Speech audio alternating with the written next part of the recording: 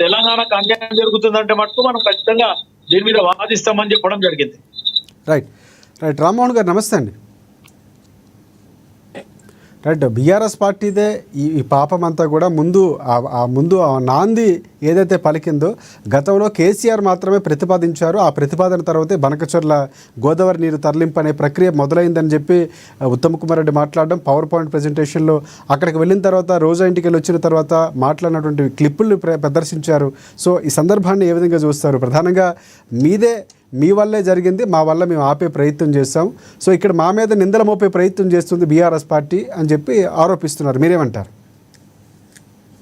పూర్తిగా కాంగ్రెస్ పార్టీ అసత్య ప్రచారం ఇది. ఎందుకంటే కాంగ్రెస్ పార్టీ మొట్టమొదటి నుంచి తెలంగాణకు వ్యతిరేకం కదా, రైతులకు వ్యతిరేకం, తెలంగాణకు వ్యతిరేకం.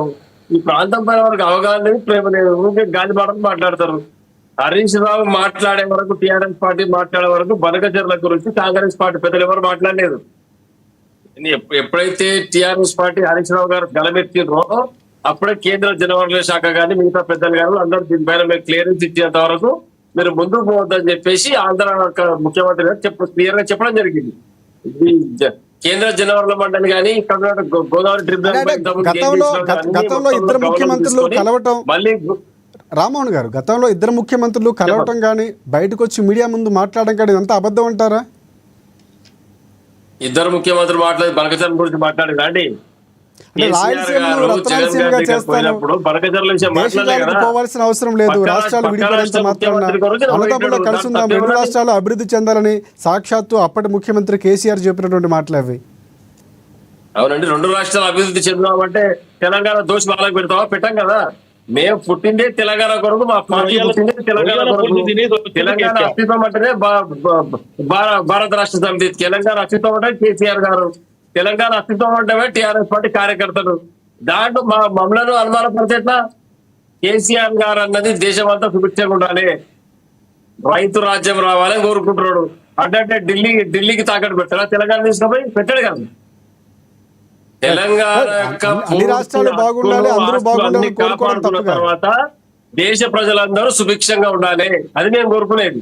అందులో ఎటువంటి పొరపాటు లేదు. ఏ రాజకీయ నాయకుడైనా కోరిక ఒలికిందో అది మంచి కోరిక, దాని కాదనట్లేదు. కానీ ఆ నీళ్లు వెళ్ళటానికి ప్రతిపాదన చేసింది ఆయన. అక్కడికి వెళ్ళి చేపల పులుసు తిన్న తర్వాత వచ్చిన మాట్లాడిన మాటలు కూడా ప్లే చేస్తారు, మీరు చూసే ఉంటారు ఉత్తమ్ కుమార్ రెడ్డి ప్రెజెంటేషన్ లో. రాజకీయ ఆరోపణ మస్తు చేయొచ్చండి, ఇబ్బంది ఏమన్నది.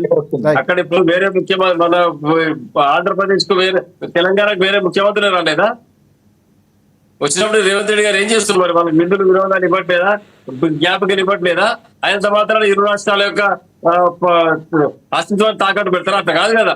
ముఖ్యంగా చెప్పాల్సింది ఏంటంటే చంద్రబాబు నాయుడు రేవంత్ రెడ్డికి హైదరాబాద్ సంబంధం, ఆయన శిష్యుడు, ఆయన శిష్యుడికల్ని ఒక రాజకీయ భవిష్యత్తు బిల్డప్ అయింది కాబట్టి మోమాడానికి, భయానికో, నాయానికో మరి ఆయన చంద్రబాబు నాయుడు అడ్డం పడుతున్నాడు కదా. ఒకటి చెప్తున్నాం, కాంగ్రెస్ పార్టీ బనకచర్లను అడ్డుకోమని చెప్తా ఉన్నాం. చంద్రబాబు కేసీఆర్ గారు తెలంగాణ అస్తిత్వానికి ప్రతీక. కేసీఆర్ గారు తెలంగాణ అస్తిత్వానికి ప్రతీక. తెలంగాణ ఒక్క నీటి పొట్టు కూడా పక్క రాష్ట్రానికి గురించే ప్రసక్తి లేదు. మన హక్కు, మన వాటా మనకు వచ్చినంత వరకు ఎవ్వరు ఉన్నా గానీ కేసీఆర్ గారు ఉపేక్షించే పరిస్థితి ఉండదు. ఇది గమనించుకోవాలి. ఎప్పుడైతే టీఆర్ఎస్ పార్టీ మాట్లాడిందో దాని తర్వాత మేనుకొని కాంగ్రెస్ పార్టీ మాట్లాడి ఉత్తమ్ కుమార్ రెడ్డి గారు ఈరోజు చెప్తా ఉన్నారు, మేము ఆపినాం, మేము అది చేసి. మీరు ఏం చేసింది లేదు. కేసీఆర్ మాటలకు, హరీష్ రావు గారి మాటలకు భయపడే ఈ యొక్క చంద్రబాబు నాయుడు వెనకడిగించారు. దానికి తగ్గట్టు కేంద్ర జలవనరుల శాఖ కూడా మనకు మద్దతుగా నిలిచింది. వారికి కూడా ధన్యవాదాలు తెలుపుతున్న సందర్భంగా. రైట్, అంటే మీ బీఆర్ఎస్ ఎవరైనా పోయినరా కేంద్ర జలవనరుల శాఖ దగ్గరికి? ఎవరైనా మాట్లాడారు? ఎక్కడ ఇచ్చిండ్రు? మీరు ఖాళీ ప్రెస్ మీట్ పెట్టి మాట్లాడినరు. రిప్రజెంటేషన్ ఇవ్వడము, అటు ఆంధ్రప్రదేశ్ ముఖ్యమంత్రికి అల్టిమేటం ఇవ్వడము, అటు ఢిల్లీలో పోయి కేంద్ర జలవనరుల శాఖ మంత్రిని లేకపోతే మోదీని లేదా అమిత్ షాని కలిసింది కాంగ్రెస్ పార్టీ. రిప్రజెంటేషన్ ఇచ్చింది కాంగ్రెస్ పార్టీ. అదే చెప్తాం. మీ రేవంత్ రెడ్డి పని మొత్తం ఢిల్లీ చుట్టూ చక్కలు కొట్టాలి. మోడీకి అంశాకి కేంద్ర జలవనరుల శాఖ రామ్మోహన్ గారు తెలంగాణ అస్తిత్వం కోసమో తెలంగాణ అభివృద్ధి కోసమో తెలంగాణ అభివృద్ధి కోసమో తెలంగాణకు రావాల్సిన నిధుల కోసమో ఢిల్లీ వెళ్ళటం తప్పుగా భావించాల్సిన అవసరం లేదు. కలిసేటటువంటి ఆయనకి అర్హత ఉంది, అడిగేటటువంటి హక్కు ఉంది కాబట్టి ఖచ్చితంగా ఢిల్లీ వెళ్ళొచ్చు, అడగొచ్చు. సో దాంట్లో తప్పేం కాదు. రేవంత్ రెడ్డి గారిని తెలంగాణ పరిపాలన ఢిల్లీలో కూర్చోమని చేయమని మాకు ఇబ్బంది ఏం లేదు. ఆయన ఎటు తిరిగి ఢిల్లీ చుట్టూ తిరగాల్సిందే. ఆయన సొంత నిర్ణయాలు తీసుకునే పరిస్థితి లేదు. రైట్ రామ్మోహన్ గారు.